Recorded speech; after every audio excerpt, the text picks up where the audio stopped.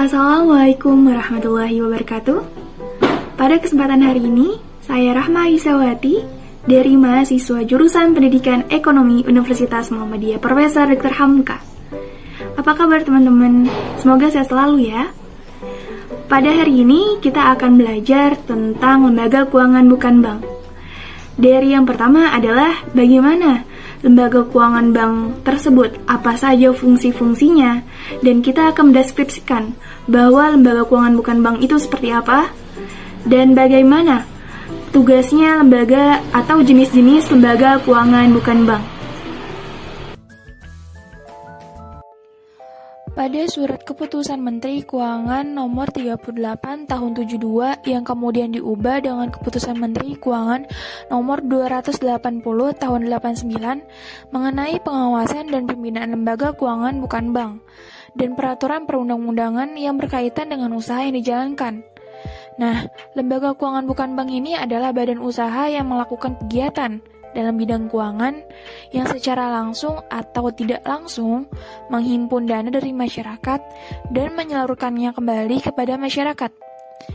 Maksud dari menghimpun dana dari masyarakat itu adalah mengumpulkan dana dari masyarakat dengan mengeluarkan dokumen berharga yang mana dana tersebut akan disalurkan kembali untuk pembiayaan investasi kepada perorangan atau lembaga keuangan bukan bank. Nah, untuk lembaga keuangan bank itu sebelumnya adalah menawarkan giro ataupun deposito. Sedangkan untuk lembaga keuangan bukan bank ini adalah mengeluarkan surat berharga ataupun dokumen berharga. Nah, dari situ teman-teman tahu kan dari perbedaan dari lembaga keuangan bank dan lembaga keuangan bukan bank. Kemudian, lembaga keuangan bukan bank ini memiliki fungsi. Yang pertama adalah untuk memperluas lapangan pekerjaan. Memperluas lapangan pekerjaan ini dipertemukan antara perantara dan juga perusahaan, yang mana mendapatkan tenaga ahli dari di bidang finansial. Dan yang kedua adalah perekonomian. Perekonomian ini juga membantu kegiatan usaha dalam meningkatkan produktivitas barang atau jasa. Kemudian ada namanya usaha yang dilakukan lembaga keuangan bukan bank ini. Menghimpun dana dengan cara mengeluarkan kertas berharga dan sebagai perantara untuk mendapatkan dana dalam mendukung kelancaran usaha. Yang mana menghimpun dana ini adalah mengumpulkan dana dari masyarakat dengan mengeluarkan dokumen-dokumen yang berharga dan juga dokumen-dokumen tersebut ataupun dana-dana tersebut akan disalurkan kembali untuk pembiayaan investasi, yang mana ini akan kembali kepada perorangan ataupun kepada lembaga tersebut. Kemudian di sini lembaga keuangan bukan bank ini memiliki jenis-jenisnya seperti bursa efek, perusahaan asuransi, koperasi simpan pinjam, lembaga dana pensiun. Kemudian yang kelima lembaga pembiayaan, yang keenam ada pegadaian. Kemudian di sini ada lembaga bursa efek atau bisa disebut juga dengan pasar modal, yang mana bursa efek ini ada di sekitar kita. Nah, bursa efek itu apa? Bursa efek ini adalah dana yang dihimpun dari penjualan surat berharga atau efek guna membiayai kegiatan-kegiatan yang produktif di bursa efek. Nah, bursa efek ini bisa disebut juga dengan pasar modal yang memiliki dua fungsi. Yang pertama adalah fungsi ekonomi. Nah, fungsi ekonomi ini adalah wahana pertemuan antara pihak yang memerlukan dana dan pihak yang kelebihan dana. Nah, yang kedua adalah fungsi keuangan, yang mana pasar modal memberikan kesempatan bagi pemilik dana untuk memperoleh imbalan berupa bunga dari pihak yang membutuhkan dana. Nah, dari bursa efek ini bisa kita lihat dari beberapa perusahaan-perusahaan yang menghimpun dan laporan keuangan itu untuk dijabarkan kepada investor-investor yang akan menginvestasikan dananya ke perusahaan. Kemudian ada perusahaan asuransi yang termasuk dalam lembaga keuangan bukan bank. Perusahaan asuransi ini adalah lembaga yang menghimpun dana melalui penarikan premi asuransi dan menjanjikan akan memberi sejumlah ganti rugi. Nah, dari penarikan premi asuransi dan menjanjikan akan memberi sejumlah ganti rugi ini adalah keuntungan dari perusahaan asuransi, yang mana keuntungan-keuntungan ini biasanya didapat dari biaya administrasi dan menawarkan premi ataupun kenaikan premi ini. Nah, premi ini biasanya akan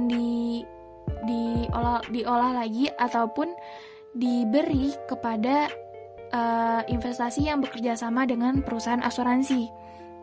Nah, apabila terjadi suatu peristiwa atau musibah yang menimpa pihak yang ikut program asuransi, dana yang dihimpunnya itu biasanya diinvestasikan dalam bentuk surat berharga atau dipinjamkan kepada pihak lain.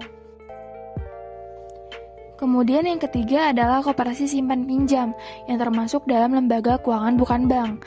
Koperasi simpan pinjam ini atau bisa disebut juga dengan koperasi kredit adalah suatu lembaga keuangan berbentuk koperasi yang usahanya di bidang pengkreditan ataupun simpan pinjam dengan tujuan membantu memperbaiki keadaan ekonomi dan kesejahteraan anggotanya. Adapun kegiatan koperasi simpan pinjam ini ataupun koperasi kredit, yaitu menerima simpanan dari anggotanya dan membutuhkan dengan syarat yang mudah dan bunga tersebut. Kemudian yang keempat adalah lembaga dana pensiun. Dana pensiun ini diperoleh dari pemotongan gaji pegawai setiap bulan selama masih aktif bekerja. Jadi, contohnya seperti pegawai ini biasanya bekerja setiap bulan gajinya sebelum ia pensiun. Ketika ia pensiun, gaji dari pegawai ini akan masuk ke dalam uang pensiun, yang mana lembaga yang mengelola dana pensiun tersebut. Lembaga-lembaga dana pensiun ini biasanya seperti BPJS, Taspen, dan lain-lainnya. Kemudian yang kelima adalah lembaga pembiayaan.